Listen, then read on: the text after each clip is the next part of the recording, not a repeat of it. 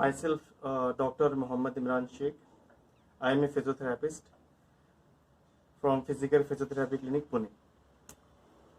आज मैं आप लोगों को एडी में दर्द के बारे में कुछ एक्सरसाइज समझाने वाला हूं और एडी में दर्द क्यों होता है, उससे हमें किस तरह से बचना चाहिए, इसके बारे में कुछ टिप्स बताऊंगा। आप प्लीज़ इस वीडियो को पूरी तरह देखिए और आपको समझ में आ जाएगा कि एडी में दर्द क्यों होता है और इससे हम क्या एक्सरसाइज कर सकते हैं अपने दर्द को कम करने के लिए। जनरली एडी में दर्द या तो इस जगह पर होता है बहुत सारे लोगों को, या जो ये टेंडन होती है, मसल टेंडन, जहाँ पर बोन पे जाके अटैच होती है, वहाँ पर दर्द होता है। और बहुत सारे लोगों को एडी के साइड में भी दर्द होता है या एडी के सेंटर में। बहुत सारे लोगों को एडी में दर्द इस जगह भी होता है। आप देख सकते हैं जहां मैं प्रेस कर रहा हूं, ये this is one of the most commonest site for heal pen where I am pressing. Sometimes you can see the swelling also. सूजन जैसी हो जाती है, जैसे इस जगह पर इन्हें इस सूजन है।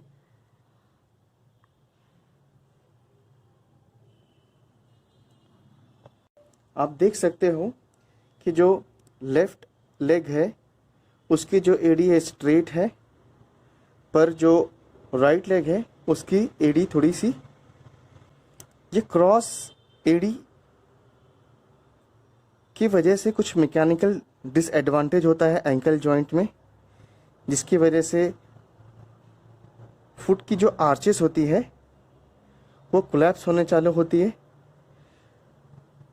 फुट की जो आर्चेस है वो कोलैप्स होने के बाद में आपको फेशिया, ये जो फेशिया है ये टेंसाइल हो जाती है।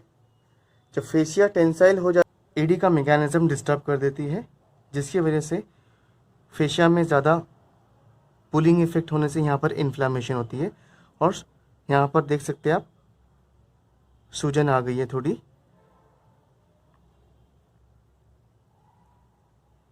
इसका मेन रीज़न ये भी हो सकता है कि ये जो टेंडन है ये काफ मसल की टेंडन है जो एडी पे जाके अटैच होती है।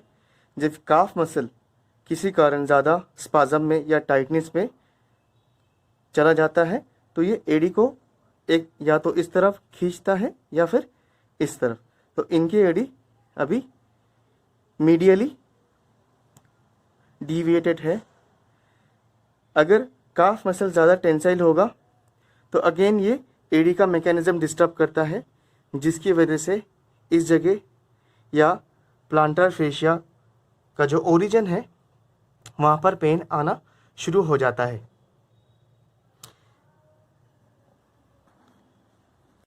तो जैसा कि मैंने अभी आपको एडी के दर्द के बारे में समझाया है कि किस तरह से होता है और क्यों होता है, तो अब इसके लिए हम कुछ प्रिवेंटिव मेजर्स और थेरापेटिक मेजर्स सीखेंगे। थेरापेटिक में मैं आपको कुछ एक्सरसाइजेस समझाऊंगा और प्रिवेंटिव मेजर्स में आपको क्या करना चाहिए मैं ये आपको समझाने वाला हूँ। जैसे कि आप देख सकते हैं, जैसे कि आप देख सकते हैं कि जो लेफ्ट फुट है इनका ज़्यादा घुमा हुआ है ऊपर की तरफ, ऐसे इस तरफ, जिसकी वजह से यहाँ पर थोड़ी स्वेलिंग भी है।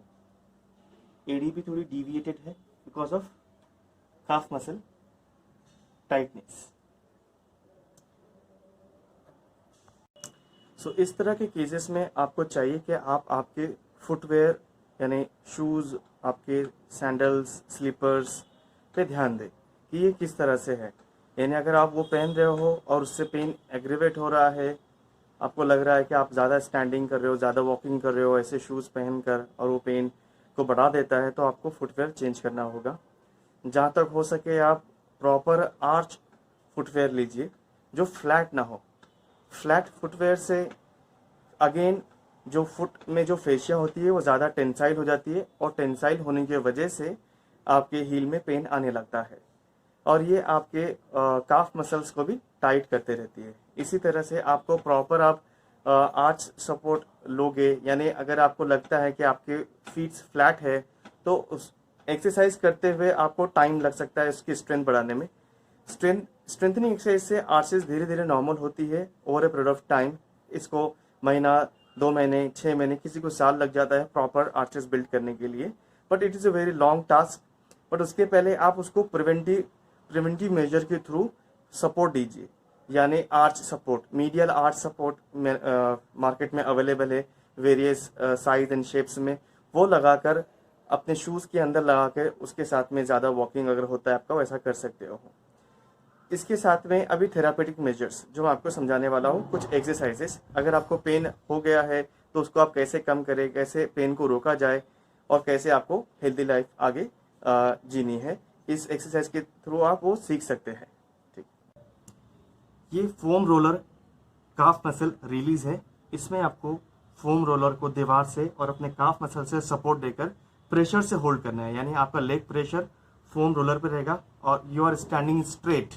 Okay, with that you will be raising your heel up and down, मतलब आपके एडियो को ऊपर उठाना है और नीचे करना है। साथ ही साथ पिंडली का प्रेशर फोम रोलर पे रहेगा।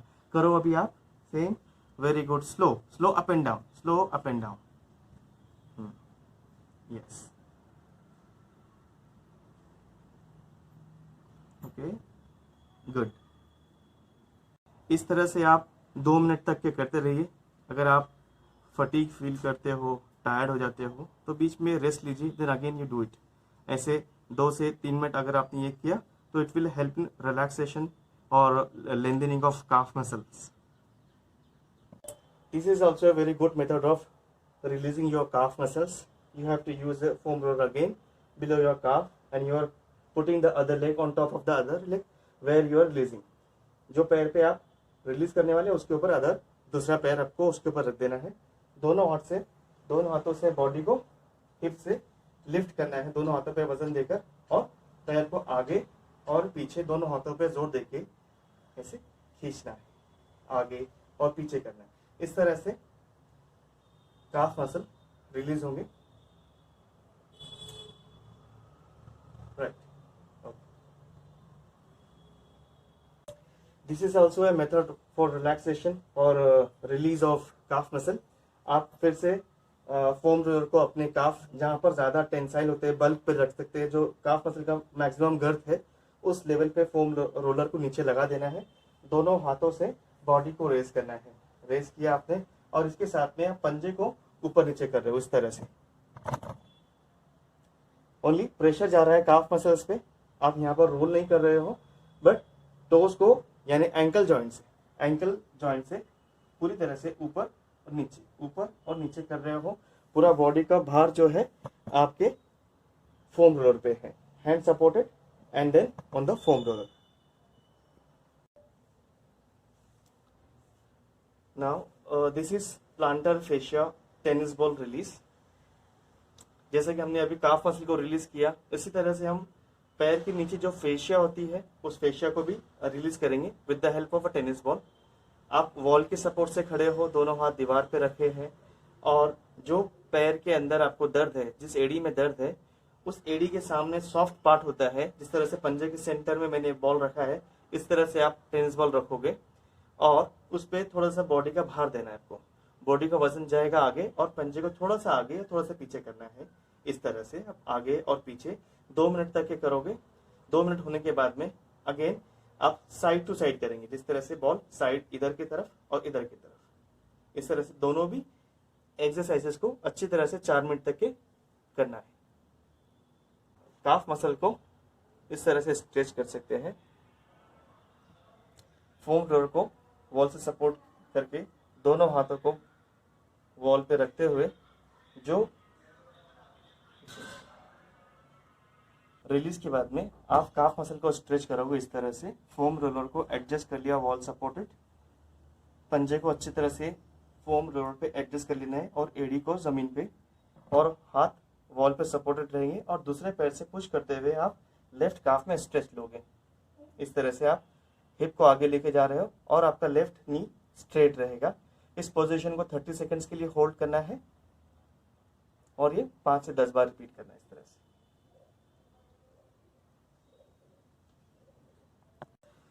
This is strengthening exercise. इसमें आप पंजे के जो स्मॉल मसल्स होते हैं उसको स्ट्रेंथन करोगे। इसमें एक जो अफेक्टेड साइड है, जिस साइड में आपको पेन है, वो साइड का पंजा आगे लेना है, उसके उंगलियों को इस तरह से गोल कर देना है और घुटना मोड़ते हुए बॉडी का वजन उस पर देना है इस तरह से। 1 2 3 4 10 तक गिनना है। 10 काउंट के बाद में ढीला छोड़ देना है, रिलैक्स। अगेन इस तरह से 10 काउंट 10 सेट्स करना है। दिन में 2-3 बार आप ये एक्सरसाइज को रिपीट करोगे। इसी तरह से पंजे के ऊपर के जो बड़े मसल्स होते हैं उसको आप स्ट्रेंथन करोगे ताकि आपकी जो आर्चेस है वो नॉर्मल पोजीशंस पे आए। तो इसके लिए आपको एक्सरसाइज कैसे करना है, वॉल सपोर्टेड बॉडी रखना है, वॉल सपोर्टेड रहेगा आपका, और आप दोनों पंजों को ऊपर की तरफ ऑफ द काउच या ऑफ द फ्लोर उठाओगे। जितना मैक्सिमम उठा सकते हो उतना उठाना है और उसको होल्ड करना है। 1 2 3 4 5 6 7 8 9 10, ऐसे 10 सेकेंड होल्ड 10 टाइम्स रिपीट करना है। सो फ्रेंड्स, मैंने अभी आपको हील पेन के लिए क्या प्रिवेंटिव मेजर्स लेने चाहिए और किस तरह से एक्सरसाइज आप कर सकते हो हील पेन में। ये एक्सरसाइज आपको बहुत हेल्पफुल रहेगी। आप प्रॉपरली इसका शेड्यूल बनाइए जस्ट टू अंडरस्टैंड आप ठीक हो रहे हो कि नहीं। आप एक सब्जेक्टिव उसके स्केल या पेन स्केल बना सकते हो जिसमें आप खुद आपके नोट कर सकते हो कि आपको कितना परसेंटेज आज पेन है। जस्ट इमेजिन कि आपको 0 to 10 पे आप एक स्केल डिसाइड करो कि आपको 8 या 9 रेंज में अगर आज पेन है तो विद इन 4 to 5 डेज आप कैसे फील कर रहे हो ये आप खुद नोट कर सकते हो। जैसे आज 7 to 8 की रेंज आपको 4-5 दिन के बाद में डेफिनेटली ये एक्सरसाइज करने के बाद में कम होगा। तो इस तरह से आप ये एक्सरसाइज करते रहिए। प्लीज़ मेरे चैनल को सब्सक्राइब कीजिए और ये वीडियो उन लोगों तक शेयर कीजिए जिसको इस तरह की प्रॉब्लम्स है। मैं अपने फेसबुक पेजेस की लिंक इस वीडियो के डिस्क्रिप्शन में है। आप प्लीज़ उसको सब्सक्राइब लाइक कीजिए and please share this video. Thank you so much.